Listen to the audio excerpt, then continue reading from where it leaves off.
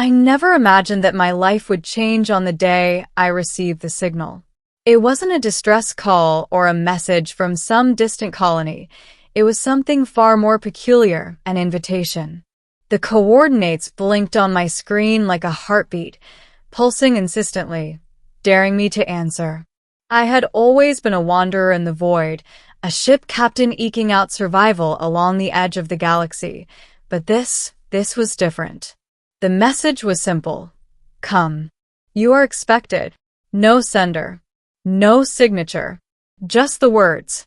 Curiosity outweighed caution, and so I plotted a course to the remote star system known only as Epsilon 9.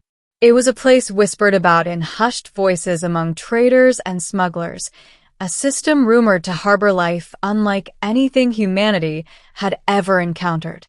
By the time I arrived, the stars themselves seemed to pause, bending around the massive, jewel-like planet that dominated the system.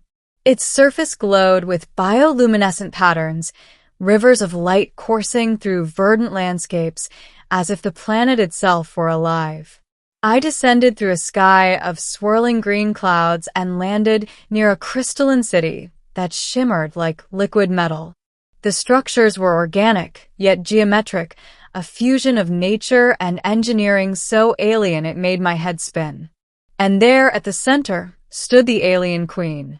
I had prepared for threats, defense systems, energy shields, and weapons that could annihilate a fleet, but nothing could have prepared me for her presence. She knelt before me, not in submission, as I first feared, but in reverence. Her form was towering, regal, yet impossibly graceful. Iridescent skin shifted color like a living aurora, and her eyes, oh, those eyes, were deep pools of wisdom and power. And yet, here she was, bowing before a human like me. "You may marry my daughter," she said, her voice resonating directly in my mind, bypassing sound itself. I stumbled back, unsure if the words had actually registered. Marry her daughter? Surely, this was some test. Or a hallucination induced by the planet's atmosphere. My daughter? I finally managed to ask, my voice sounding weak, almost absurd in the vastness of her throne room. Yes, she replied, rising to her full height. Her massive form radiated authority, yet there was a vulnerability in her gaze I hadn't expected. She has chosen you, and I have recognized what you are capable of. It was then that I saw her, the one who had chosen me. The alien princess stepped forward. She was smaller than her mother, yet her presence was no less commanding. Her skin shimmered like molten silver, her hair like strands of starlight, and her eyes held curiosity and intelligence that mirrored the queen's. "I've watched you," she said softly, her voice gentle, melodic. "Your courage, your honor, the way you risk yourself for others. I wanted to meet you." Meeting her gaze was like being pulled into a gravity, while I couldn't resist. There was an intensity there that spoke of lifetimes, of understanding far beyond human experience. I could feel her thoughts, a subtle thread weaving into mine, but not intrusively, just enough to convey her intent. "You don't even know me," I said, trying to maintain some semblance of composure. "That is true," she replied, stepping closer. "But I have seen what you do. You are rare among your kind." The queen watched silently, her expression unreadable, yet I sensed approval beneath her alien poise. I spent days in the crystalline city, learning their ways, their language, their customs. The aliens were not merely intelligent. They were ancient, connected to their planet in ways that blurred the line between biology and technology. The princess showed me their libraries, vast data archives embedded in living crystal, and I realized they had been observing Earth for centuries, tracking our progress, our mistakes, our fleeting moments of bravery.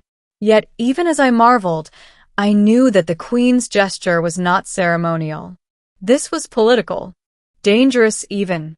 Marrying her binds you to us, the queen explained one evening as the sky above the city pulsed with violet auroras.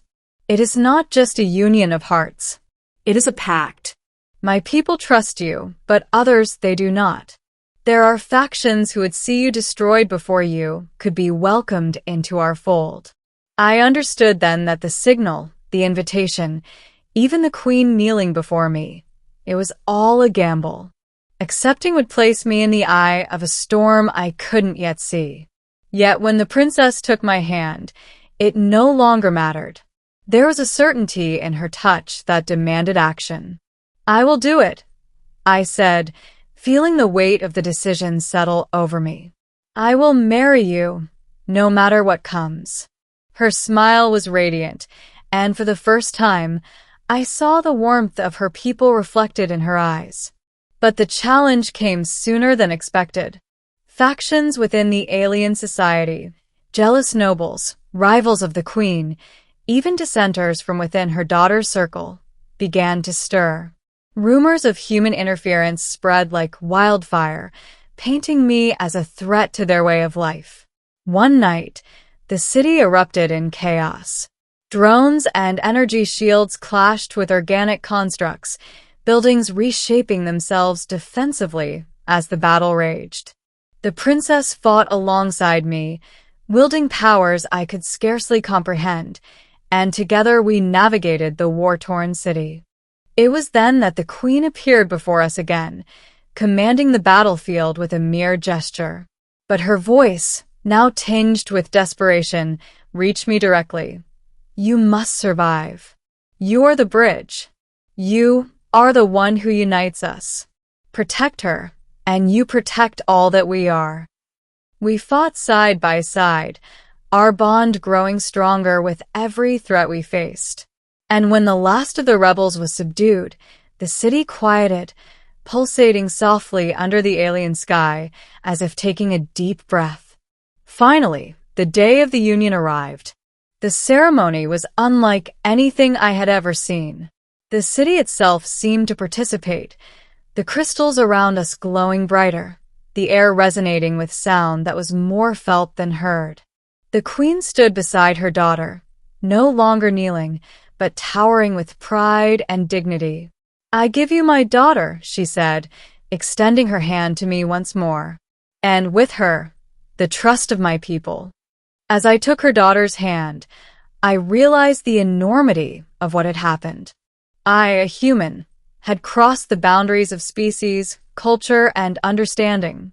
I had entered a world where trust and courage mattered more than blood or planet.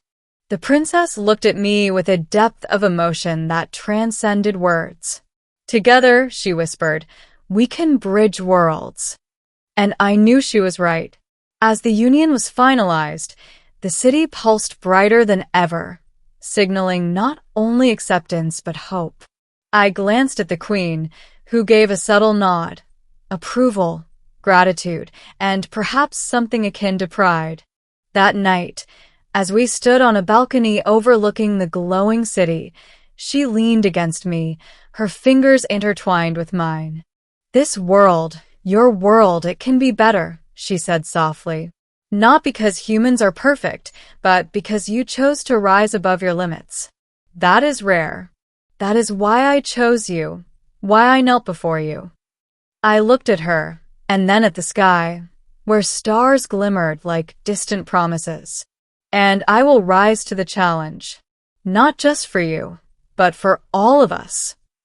The queen watched silently from her throne, knowing that a new chapter had begun, not only for her daughter, not only for me, but for the fragile alliance between our worlds.